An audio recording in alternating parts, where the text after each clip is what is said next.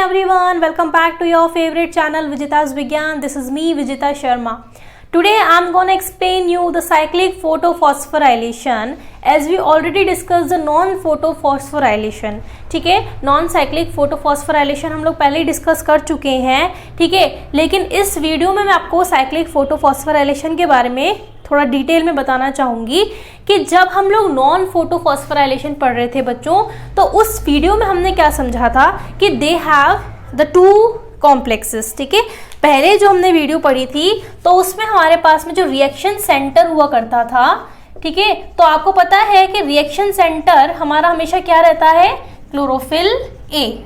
ठीक है बच्चों, हमेशा रिएक्शन सेंटर क्या रहता है, क्लोरोफिल ए. ठीक है, और इस रिएक्शन सेंटर को हम क्या बोलते हैं, लाइट हार्वेस्टिंग कॉम्प्लेक्स. ठीक है, ये कॉम्प्लेक्स है जो कि प्रोटीन का बना होता है. ठीक है, और इसी पर हमारी क्या होती है, जो हमारी लाइट है वो इंसिडेंट होती है. बात समझ में आ रही है, इसी पर आकर के हमारी लाइट इंसिडेंट होती है. अगर हमारे पास में क्लोरोफिल ए का, जैसे क्लोरोफिल ए है, तो इसमें दो सिस्टम्स हमने पढ़े हैं, PS first and PS second, photo system first and photo system second. तो in the previous video we already discuss the PS1 and PS2 both and ultimately it form an energy. ठीक है, actually इस photo system में हो क्या रहा है कि एक तो क्या है, इलेक्ट्रॉन डोनर है, जिसको हम प्रोटीन डोनर भी कह सकते हैं. तो यहाँ पर होता है कि इलेक्ट्रॉन डोनर. ठीक है, इलेक्ट्रॉन डोनर क्या कर रहा है, इलेक्ट्रॉन को इलेक्ट्रॉन एक्सेप्टर को दे रहा है, ट्रांसपोर्ट कर रहा है. तो ये चीज आप लोग को आई थिंक सो क्लियर हो गई होगी. ठीक है, कि अगर इलेक्ट्रॉन जा रहे हैं एक्सेप्टर को, तो यहाँ पर एक एनर्जी को फॉर्म कर रहे हैं. ठीक है, एक एनर्जी को क्या कर रहे हैं बच्चों, फॉर्म कर रहे हैं, and the energy name is adenosine triphosphate. ठीक है बच्चों, और इस सिस्टम को हम पढ़ रहे हैं डिटेल में, तो थोड़ा मैं आपको वापस से रिकॉल करवा देती हूँ चीज़ें कि जो हमारा फोटो सिस्टम फर्स्ट है, ठीक है, इसमें कितनी वेवलेंथ की जो लाइट है वो एब्जॉर्ब होगी, बियॉन्ड 680, या फिर हम कह सकते हैं अल्टीमेटली 700 nm तक की वेवलेंथ यहाँ पर क्या हो सकती है, एब्जॉर्ब हो सकती है. लेकिन जब हम फोटो सिस्टम सेकेंड की बात करते हैं, तो यहाँ पर क्या लिखा है कि it is always been absorb और take the light of wavelength is about 680 nm. Right, 680 nm जो होती है, ठीक है, वो लाइट ये एब्जॉर्ब करता है, और इससे थोड़ी लेस लाइट भी एब्जॉर्ब करेगा, लेकिन इससे मोर देन वेवलेंथ जो होगी उस वेवलेंथ को एब्जॉर्ब नहीं करेगा. ठीक है बच्चों, अब हम जंप करते हैं हमारा आज का जो मेन टॉपिक है, which is a cyclic photophosphorylation. ठीक है, एक चीज मैं आप लोग को और बता देती हूँ. ठीक है, कि जब हम लोग पढ़ रहे थे नॉन साइक्लिक फोटोफॉस्फोराइलेशन, ठीक है, तो इस फोटोफॉस्फोराइलेशन में हमने पढ़ा था कि by the help of phosphate molecule energy is produce. ठीक है, एनर्जी प्रोड्यूस हो रही है, एटीपी बन रही है, और उस एटीपी को हम कहीं ना कहीं यूज ले लेते हैं फंक्शन करने के लिए. ठीक है, तो ये प्रोसेस तो बच्चों बहुत कॉमन है. ये प्रोसेस हम लोग रेस्पिरेशन और फोटोसिंथेसिस में ही पढ़ते हैं. फोटोसिंथेसिस क्या है, ये एक एनाबॉलिक प्रोसेस है. रेस्पिरेशन क्या है, ये कैटाबॉलिक प्रोसेस है. फोटोसिंथेसिस में एनर्जी हम बनाते हैं, और रेस्पिरेशन में हम एनर्जी को तोड़ते हैं. ठीक है, हम एनर्जी को यूज लेते हैं, और फोटोसिंथेसिस में एनर्जी सिंथेसिस होती है by the help of plants. ठीक है, तो यहाँ नॉन साइक्लिक फोटोफॉस्फोराइलेशन में हो क्या रहा था, हम लोगों ने इसका दूसरा नाम भी पढ़ा था, which is a Z scheme. अगर आप लोगों को थोड़ा रिमेंबर हो, Z scheme of light reaction हम पढ़ के आ चुके हैं प्रीवियस वीडियो में. उसमें हमने पढ़ा था कि एक चैनल से इलेक्ट्रॉन दूसरे चैनल में जाते हैं. ठीक है, और इलेक्ट्रॉन फिर से one channel to next channel को जाते हैं.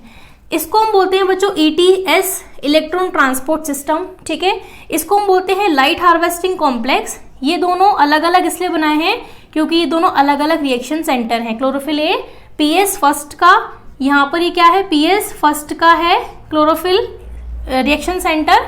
ठीक है, और ये क्या है, PS2. ठीक है, तो जैसे ही लाइट हमारे लाइट हार्वेस्टिंग कॉम्प्लेक्स पर आएगी, electron one complex to another complex, another complex to another complex जाएंगे. अल्टीमेटली यहाँ पर एक एनर्जी को फॉर्म करते हुए जाएंगे जिसका नाम हमने पढ़ा था ATP। यहाँ पर एक एनर्जी बनती है, साथ ही साथ में यहाँ पर भी एक एनर्जी बनती है जिसका नाम था NADPH।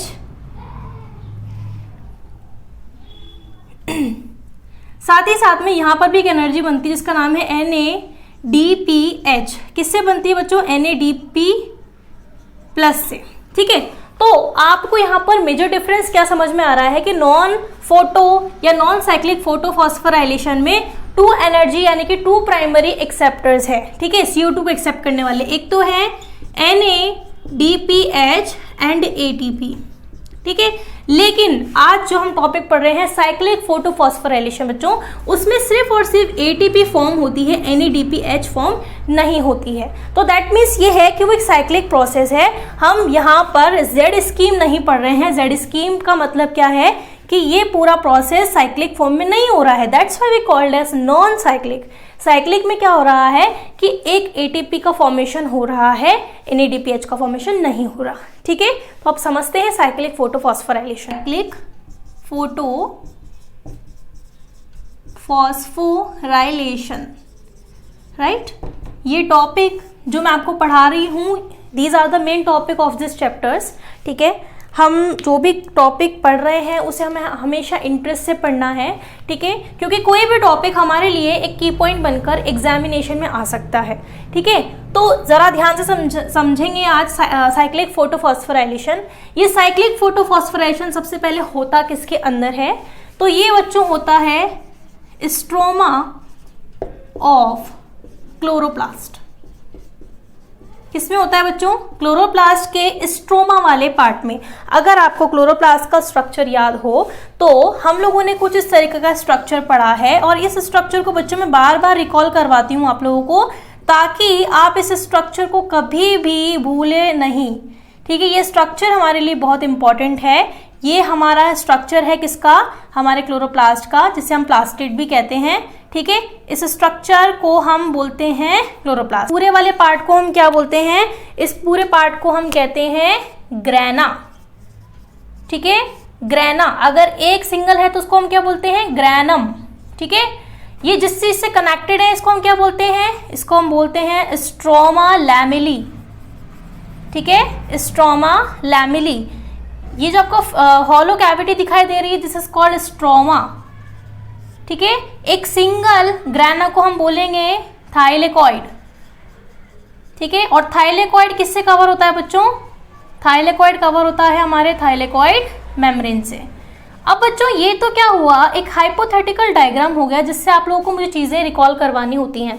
लेकिन मैं आप लोगों को कीमोऑस्मोटिक हाइपोथेसिस, जो हमारा नेक्स्ट टॉपिक आएगा, उसके अंदर आपको थाइलेकॉइड का स्ट्रक्चर बताऊंगी और उसके मैकेनिज्म को समझाऊंगी। ठीक है, वो हमारे लिए बहुत ज्यादा इंपॉर्टेंट है। ठीक है, ये तो क्या है, एक एक्सटर्नल डायग्राम है फॉर अ क्लोरोप्लास्ट। ठीक है, तो हमारा जो साइक्लिक फोटोफॉस्फोराइलेशन है ये होता है स्ट्रोमा ऑफ क्लोरोप्लास्ट के अंदर। ठीक है, और अल्टीमेटली ये क्या फॉर्म करता है? ये सिर्फ एडोसिल ट्राइफॉस्फेट एनर्जी करेंसी को बनाता है, बट नॉट NADPH को।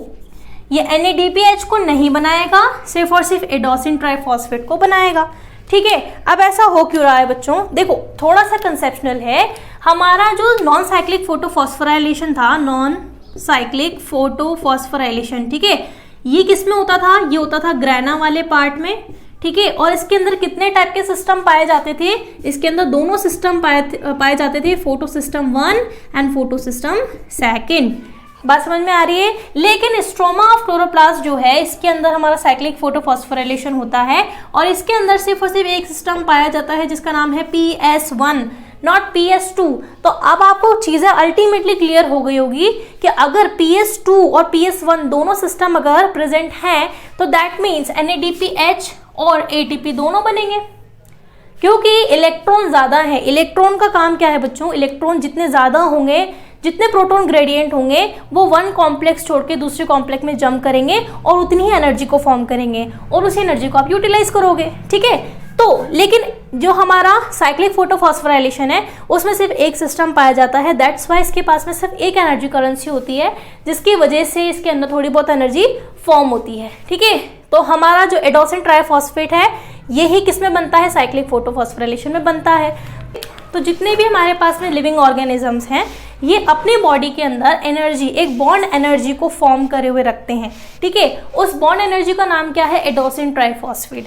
एडोसिन ट्राइफॉस्फेट जो है वो सिंथेसिस होती है दो तरह के सेल ऑर्गेनल्स के अंदर। अगर आपके पास एनिमल सेल है तो आपके अंदर जो एनर्जी बनेगी एटीपी के फॉर्म में वो माइटोकॉन्ड्रिया के अंदर बनेगी, है ना। एडोसिन ट्राइफॉस्फेट है, ये दो तरीके से सिंथेसिस हो सकती है। अगर आपके पास एनिमल सेल है, ठीक है, तो ये सिर्फ और सिर्फ सिंथेसिस हो गया आपके mitochondria, power house of the cell, जो कि energy power house of the cell है और एनर्जी को प्रोड्यूस करता है। और अगर प्लांट सेल है तो इसके अंदर एडोसिन ट्राइफॉस्फेट बनेगी आपके क्लोरोप्लास्ट के अंदर, ठीक है। तो this is a basic difference between the synthesis of ATP, ठीक है, कि how it can produce and how it is present in types of cell organelles, ठीक है। तो मैं आपको रे डायग्राम से बता देती हूँ कि जिस तरीके से हम जानते हैं कि जो सन है, ठीक है, सन से क्या आती हैं बच्चों, सन से आती हैं रेडिएशंस, ठीक है। इस बार हम बना रहे हैं बच्चों साइक्लिक फोटोफॉस्फोराइलेशन। तो आप लोगों को थोड़ा सा ध्यान से पढ़ना है कि ये है एक साइक्लिक प्रोसेस में चलेगा। जैसे ही रेडिएशंस आपके किस पर आएंगी, आपके लाइट हार्वेस्टिंग कॉम्प्लेक्स पर। लाइट हार्वेस्टिंग कॉम्प्लेक्स को बच्चों हम क्या कह सकते हैं, it is another called as your chlorophyll A, हम इसको क्लोरोफिल ए कह सकते हैं। और इस बार जो आपकी रेडिएशंस इस कॉम्प्लेक्स पर आएंगी वो आएंगी आपके 700 nm की। अब मैंने ये क्यों लिख दिया पहले, क्योंकि मैंने यहाँ पे PS1 लिखा है, ठीक है।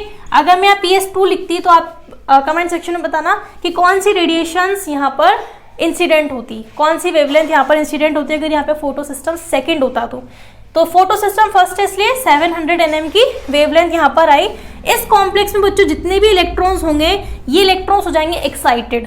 ये इलेक्ट्रॉन कैसे हो जाएंगे, ये इलेक्ट्रॉन हो जाएंगे एक्साइटेड, और एक्साइटेड होकर के जंप करेंगे किसके अंदर, आपके इलेक्ट्रॉन एक्सेप्टर को, ठीक है। इलेक्ट्रॉन एक्सेप्टर ने क्या कर लिया, इन इलेक्ट्रॉन्स को डोनर से ले लिया, ठीक है। अब फिर से यहाँ पर परमानेंटली हमारे इलेक्ट्रॉन्स नहीं रहेंगे, these are transfer to the next system which is called as electron transport system। Electron transport system के अंदर जाएंगे आपके नेक्स्ट इलेक्ट्रॉन्स। देखो जैसे जैसे one orbit to next orbit जा रहे हैं वैसे वैसे यहाँ पर क्या हो रही है बच्चों, एक एनर्जी बन रही है। इस एनर्जी का नाम क्या है, एडोसिन ट्राइफॉस्फेट। एडोसिन डाइफॉस्फेट से क्या बनेगी, एडोसिन ट्राइफॉस्फेट। सिर्फ और सिर्फ एक यहाँ पर क्या बनेगी, एक ही टाइप की एनर्जी बनेगी, ठीक है। और अल्टीमेटली जब इलेक्ट्रॉन इसमें आ गए हैं तो फाइनली ये क्या करेंगे, अपने फिर से पाथवे पर जाएंगे और लाइट हार्वेस्टिंग कॉम्प्लेक्स पर जाकर के फिर से क्या करेंगे, एक्साइटेड हो जाएंगे और इस तरीके से, है ना, इलेक्ट्रॉन ट्रांसपोर्ट सिस्टम में जाकर के नेक्स्ट ऑर्बिट में आएंगे और एक्साइटेड हो जाएंगे। तो ये जो प्रोसेस है ये चलता रहेगा due to the presence of photo, यानी कि सनलाइट की प्रेजेंस में, ठीक है। तो इस प्रोसेस को, क्योंकि एक साइक्लिक प्रोसेस है, इसको इसलिए हम बोलते हैं साइक्लिक फोटोफॉस्फोराइलेशन। ये कोई जेड स्कीम नहीं है, ठीक है। इसके अंदर कोई भी NADPH नहीं बना है, ठीक है, यानी कि दूसरी प्राइमरी एक्सेप्टर नहीं बनी है, सिर्फ एक प्राइमरी एक्सेप्टर है adenosine triphosphate. So this is all about the cyclic photophosphorylation. If you like this video then like, share and subscribe. Thank you so much.